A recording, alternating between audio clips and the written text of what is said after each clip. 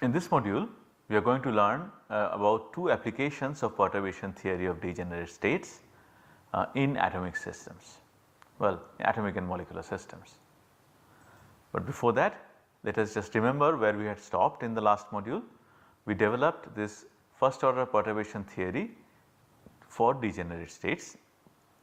We understood that for degenerate states where you have n number of wave functions associated with the same unperturbed energy, where the size denote complete set of orthonormal functions, you cannot write the perturbed energies as perturbed wave functions as size 0th plus something.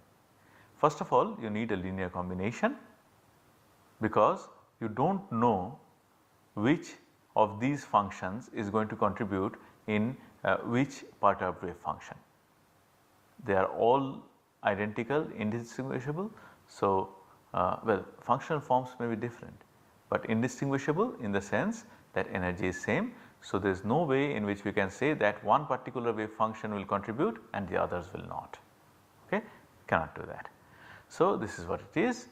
We write the wave function, we start with a linear combination of wave function, then go to the usual definition of our corrected wave function, usual definition of corrected energy, and then we arrive at this matrix equation in which we see perturbation Vij operates on these eigenvectors to give the Ek first order energies as the diagonal elements of this matrix capital X. This is something I think I forgot to say earlier. This capital X is the matrix of first order corrections to energies. And here the beauty is you can see from this expression here that all the off diagonal elements are going to be 0, delta Ij, remember. So, we are going to have this diagonal matrix where the diagonal elements are only going to be non-zero, and they are going to give you the values of first order corrections to energies. So, we start from here. The first system that we discuss is that of a non-rigid rotor, and there the perturbation that we have to consider is centrifugal distortion. We have already studied at length this unperturbed system of rigid rotors, and the assumption there was that the molecule is like a rod. It does not change bond length in the course of rotation, or the bond length is equal to the equilibrium bond length. In a non-rigid rotor, what happens is the bond is flexible, it is not like a rod. So, what happens if you take a spring, tie some weight at the end and rotate it? The spring is going to get elongated, right. So, we are still working within right now, we have not said whether Born-Oppenheimer approximation is valid or not, we are sort of working within it. We are not considering vibration and rotation simultaneously as such, but we are considering the effect of vibration, that the average value of R0 square, which is the all important term in the rigid rotor Hamiltonian, that average value of R0 square is going to increase. Okay. So, we start with the unperturbed system rigid rotor. For that, the Hamiltonian, as we know, is L square by 2I. When L square by 2I operates on psi j 0th, we get B j into j plus 1. I was thinking that I am making some mistake somewhere, and I have actually written it a little later also, sorry about that.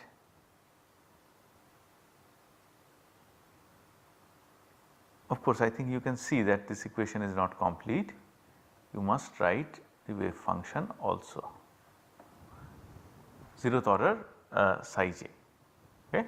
This is what we have learned, and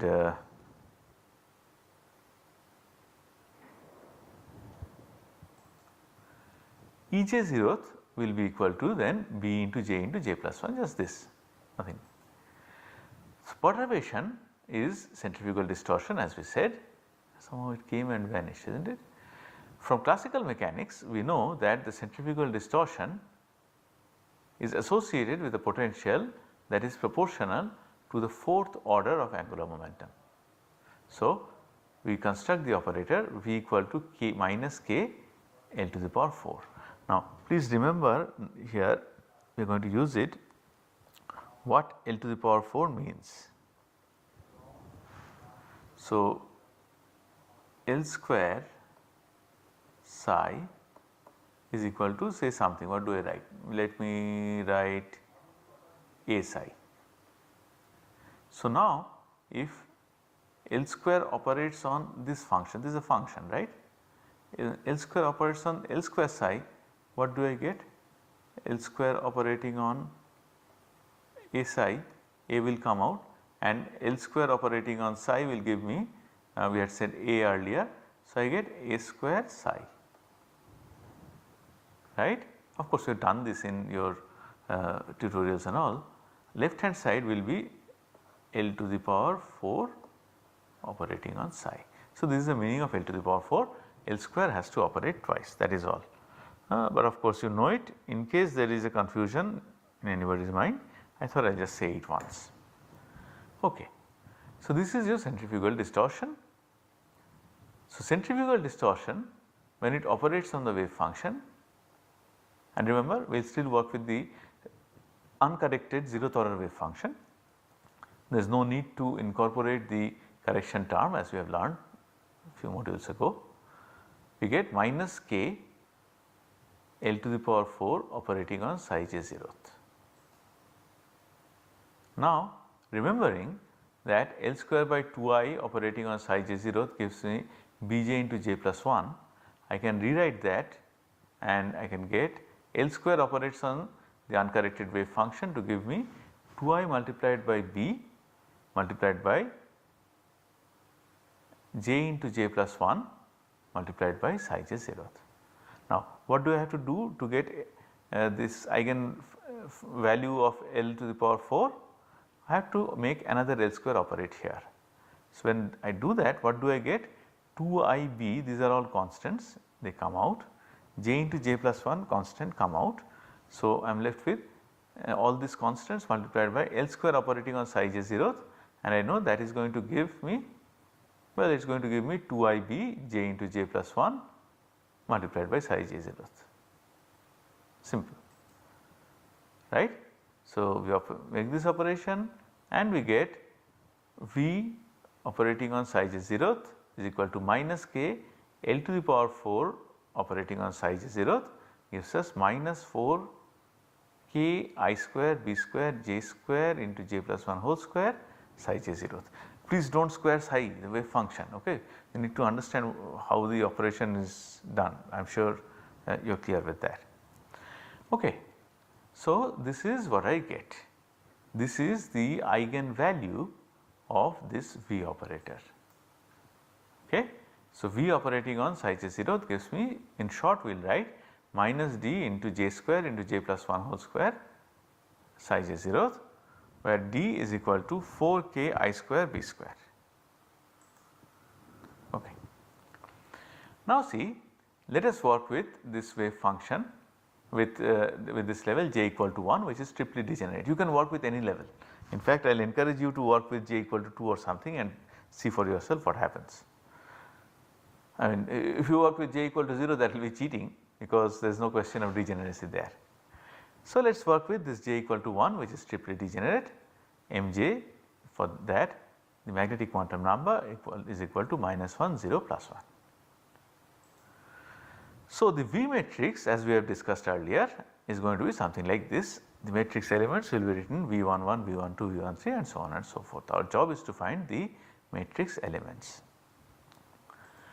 Well, now if you remember the linear equations that we had written earlier, in order to get solutions there, the secular determinant has to be 0. This is something that is very well known, Cramer's rule.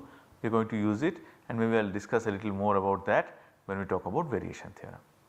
So, secular determinant has to be equal to 0, that means the determinant corresponding to this matrix should be equal to 0. So, det V will be equal to 0, something like that, write minus x. Okay. Now, see, we will try to simplify these expressions for V11, V12 and so on and so forth. To do that, we will remember that the psi j zeroth is really an eigen function of the operator V, and it has an eigen value minus d into j square into j plus 1 whole square. So, with that let us begin. We will also remember that this V and H 0th actually commute, right. It is apparent here, there is common set of wave functions. So, what is VII? VII will be integral psi I 0th V psi I 0th over all space. Do we have VII here? Yeah, V11, V22, V33. What is the value?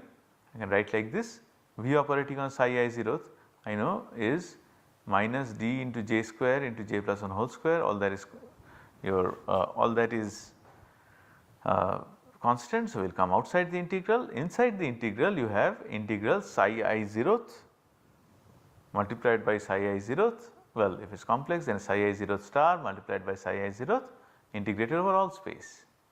What is that? We know what that is, is not it? We know that this is equal to 1. Great. So, already we have simplified and we have found the expressions for VII. So, the expression will be minus d into j square into j plus 1 whole square. So, you take this and Vij, what is Vij? So, basically we are going to replace this expression here, but before that let us think a little bit about Vij. Vij has two different wave functions, integral psi I 0th whole psi I 0th star multiplied by V operating on psi j 0th integrated over all space. That will give me similarly d. I have written j dash just to signify that this I and j are different. Minus d j dash square multiplied by j dash plus 1 whole square multiplied by integral psi I 0th star psi j 0th over all space, and we know very well that these wave functions are orthonormal. So, this is going to be equal to 0. So, what we are saying is that Vij is equal to 0. Now, when I say I and j, what do I mean? It is very clear what I mean by VII. What do I mean when I say I and j? Well, not so difficult also. I mean that we are talking about two different degenerate wave functions. Okay. So, that is equal to 0. So, now the secular determinant, I will just show you that once again. So, remember all these diagonal terms will become this minus d into j square into j plus 1 whole square minus x. All of diagonal terms as we see here is going to become 0. So, this is the secular determinant, that is equal to 0, very simple, right. Take the determinant, this multiplied by this multiplied by this equal to 0. The expression that you get for x, which is the first order correction to energy, is minus d j square into j plus 1 whole square. It has 3 roots, but the 3 roots are identical, is not it? Because what we have essentially is minus d into j square into j plus 1 whole square minus x whole cube equal to 0. So, the roots are identical, roots are the same, and we have the same amount of correction to energy for centrifugal distortion no matter what L value we have chosen, well, no matter what M value we have chosen rather. Okay. So, this is the expression that we get. Ej now instead of Bj into j plus 1 becomes minus d, becomes Bj into j plus 1 minus dj square into j plus 1 whole square. So, this is a case where perturbation removes none of the degeneracies. Whatever degeneracy was there will remain, right.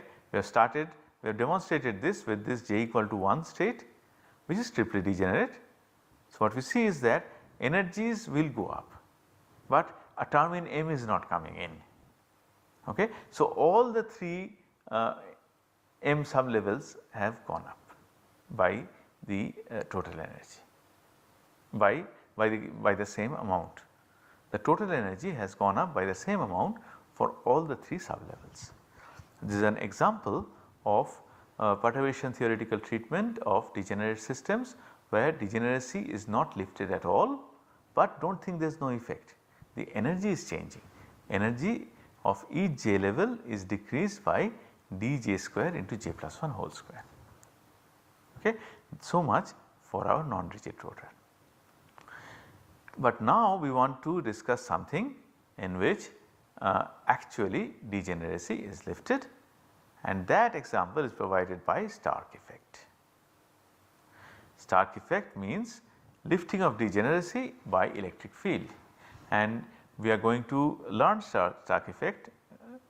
We are going to go a little quickly through this because we have actually introduced all the necessary tools. I really would like you to try and do things yourself.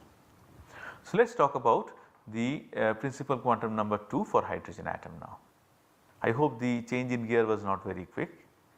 We are talking about non-rigid rotor so far. Now we are talking about Stark effect in hydrogen atom. Okay. N equal to 2. For n equal to 2, what are the orbitals? The first wave function is 2s, second one is 2p0, third one is 2p minus 1, fourth one is 2p plus 1.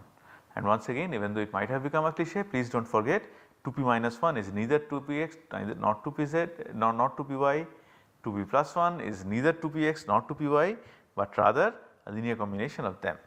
2px and 2py are obtained by linear combinations of this 2p minus 1 and 2p1 as well. 2pz is actually equal to 2p0. Okay, when m equal to 0, then we actually get the pz orbital. We have discussed this in significant detail while talking about orbitals. Okay. So, V in this case is minus equal to r, where E is the electric field, and we can write it as minus epsilon r cos theta, because it can be at an angle, right. So, that we can write as minus epsilon into z, where epsilon is the magnitude of the electric field. Now, this is a secular determinant that is equal to 0. Here it is important to remember what V12, V213 and all that is. Here we are designating 2s as 1. So, V11 would be the perturbation term involving 2s orbital and 2s orbital. Same with V22, V33, V44, fine. What about V12? It involves 2s orbital and 2p0 orbital. What is V13? It involves 2s orbital and your 2p minus 1 orbital and so on and so forth. Alright. Now, as usual, first let us write down the wave function. Actually, I should have written the theta phi part here as well, but anyway, to start with, theta is fine. So, this is the theta part of the wave function, as you know. And now I do not remember exactly if I have, we did talk about recursion relations, but I do not remember if I talked about this. If not, just take it axiomatically that when you take a, what kind of polynomials are these? Like where? No, Legendre. So, when a Legendre polynomial is multiplied by the coordinate, then you get a linear sum of the polynomial before and polynomial after. I think we did it, yes, recursion relation, we actually discussed it. Right. So, here our variable is cos theta. So, I have written cos theta multiplied by the Legendre polynomial in cos theta, and here I have written L because I am talking about hydrogen atoms. Sometimes by mistake I might have written J, please correct it when talking about hydrogen atoms. So, it is a linear sum of the polynomial in L minus 1 and polynomial in L plus 2. Okay. So, now what is your Vij? Vij is equal to minus epsilon r multiplied by pi cos theta pj cos theta integrated over all function space. Okay. Here we have our good friend cos theta multiplied by pj of cos theta. So, of course, you can expand using this recursion relation and you get minus epsilon r. I hope I have not missed brackets here. Minus epsilon r, no, there is no question, integral I can write PL of cos theta multiplied by A into P L minus 1 of cos theta plus B into P L plus 1 cos theta. Okay, so naturally we get two terms and this gives me 0, right. Let us see.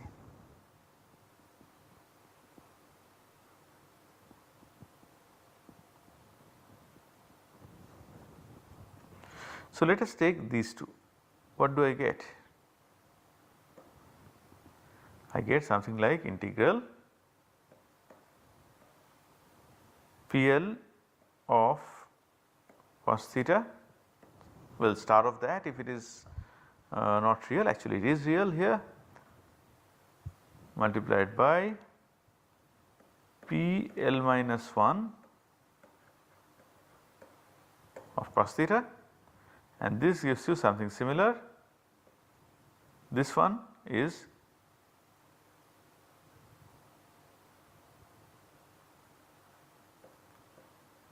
PL cos theta, second one is PL plus 1 in cos theta.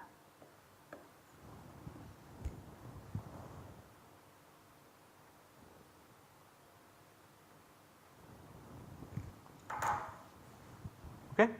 So, I get two integrals and now see once again do not forget that these are wave functions, right, an orthonormal set.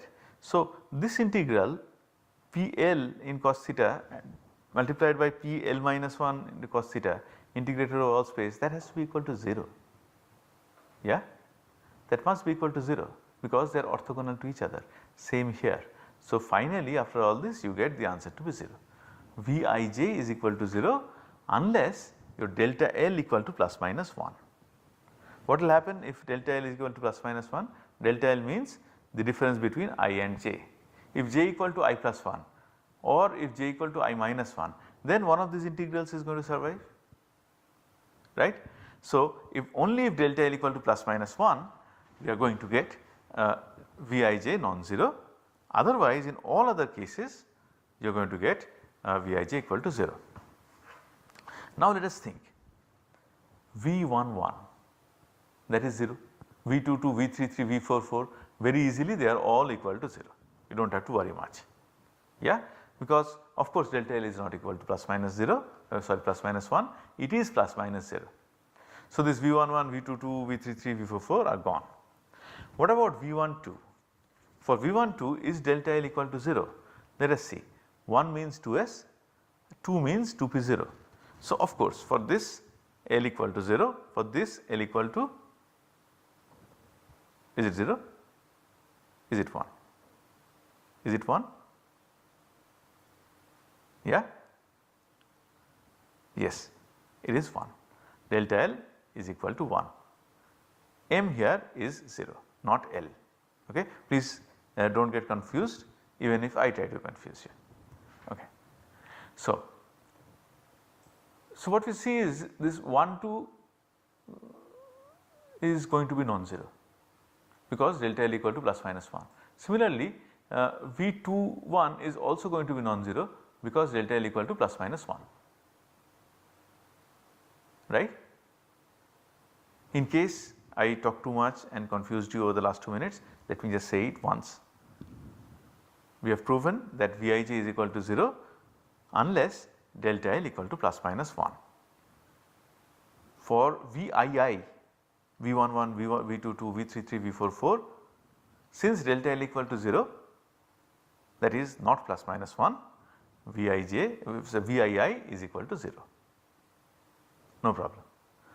V12 and V21 are non-zero because delta L equal to plus minus 1, okay. Here L is 0, here L is 1. In fact, since our time for this module is getting over, I leave it to you to work out and prove that V12 equal to V21 is equal to 3 epsilon. Remember what epsilon is? This is epsilon, magnitude of the electric field, not very difficult to work out. So, we get this kind of an expression. We will just go back here. What about V23? V23 means 2p0 and 2p minus 1. for both L equal to 1. So, delta L is 0 again. Same with V24, V43, V42, V32. For all these delta L equal to 0. So, all these are equal to 0. So, I have already told you what V12 and V21 are, the 3 epsilon, and I need to figure out what is V13, V14, V31, V41. For that, well, I have put the cart before the horse and I have shown you the answer first. So, even these are equal to 0. Why? Because now we need to worry about the we have to worry about the imaginary phi dependent part of the wave function also, and it is not very difficult to see that this Lz, of which this capital phi is an eigenfunction, and minus epsilon z, that is just z, they are going to have common eigenfunctions. So, by applying the logic that we have done already, we can establish that these are 0, and you can also figure out that x is equal to 0, 0, plus 3 and minus 3 in terms of epsilon. Okay. So, now what has happened? If x, what is x? X is a first order correction to energy. So, if that is equal to 0, that means there is no change in energy. So, what we see is that for these 4 orbitals S, P, 2s, 2p0, 2p minus 1, 2p plus 1, 2 of them do not change in energy. One is stabilized, one is destabilized. Okay. Which one will be stabilized, which one will be destabilized? Not very difficult to say that the one that is aligned with the electric field, the orbital whose angular momentum is aligned with the electric field will get stabilized. The one for which it is not aligned with the electric field, that will get destabilized. So, that has to be plus 1 and minus 1. Okay. So, let me just draw a schematic diagram. I request you to have a look at Pillar's book for a more detailed level diagram. Here I am just going to draw a little sketchy sketch, if I may call it that. Here we had these 4 orbitals, 2s, 2p0, 2p minus 1, 2p plus 1. Out of these 2 are stabilized and destabilized, and I have told you that one has one of them is 2p plus 1, one of them is 2p minus 1. I have told you the direction of angular momentum with respect to the electric field. Now, I would like you to, it is very simple, figure out whether plus 1 is stabilized or minus 1. Very easy, most of you would have got the answer by the time I finish the question, but please do it. Sometimes it is better to ask oneself easy questions also.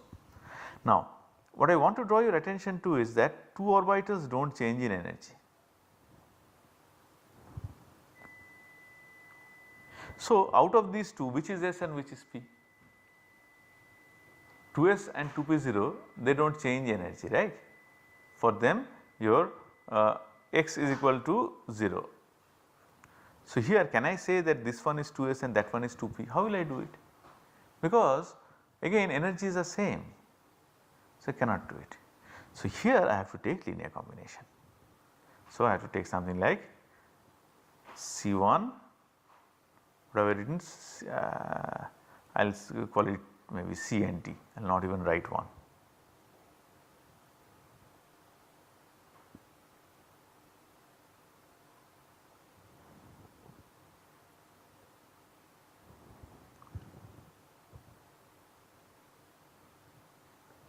So, I can write C psi 2 zeroth plus D psi 1 0. There is no reason for writing 2 before 1, but then it does not really matter. So, these are actually linear combinations of this 2s and the 2p0 orbitals. Okay. How to find the coefficients, all that is easy, and suppose what I am saying is not even right. Suppose they are s orbital and p orbital, they do not combine, even then this is fine, because in that case one of the coefficients will be equal to 0. So, this is general expression, and now for the first time we have encountered the mixing of orbitals, right. When we write linear combination, what we are doing essentially is that we are saying that the orbitals have mixed. So, when orbitals mix, you get what are called hybrid orbitals. You are familiar with hybrid orbitals? We have learned earlier about hybrid orbitals in valence bond theory. So, here what are we doing? We are mixing 2s and 2p0, we are getting hybrid orbitals, okay. And in this case the two hybrid orbitals have the same energy, right. And we have discussed a situation in which perturbation removes some of the degeneracies, not all, not none, some. This +1 and -1 get very different energies, get different energies, and the 2s and 2p0, these orbitals mix and the energy is not changed. That leads us to the concept of hybrid orbitals. This is the discussion of perturbation theory that I wanted to perform. So, the stage is set to go back to our multi-electron atoms if I only want to talk about perturbation theory, but there is another method that we want to learn, and that is variation method. That is what we will do, and then we will see how variation method and perturbation method both can be used to take us back to multi-electron atoms, and then we will discuss a little further. So, as you see, 41 lectures I think are over. It is supposed to be a 60 to 70 lecture course. So, about 2/3 of the course is over, and we are nowhere near molecules. That is because the tools that we develop while learning multi-electron atoms are very, very useful when you want to talk about molecular systems. We do want to talk about approximation methods that are typical of molecular systems as well, like Huckel method, but those are easy. These are more fundamental, more interesting, and requires a little more attention. That is why we are spending so much of time on learning these techniques.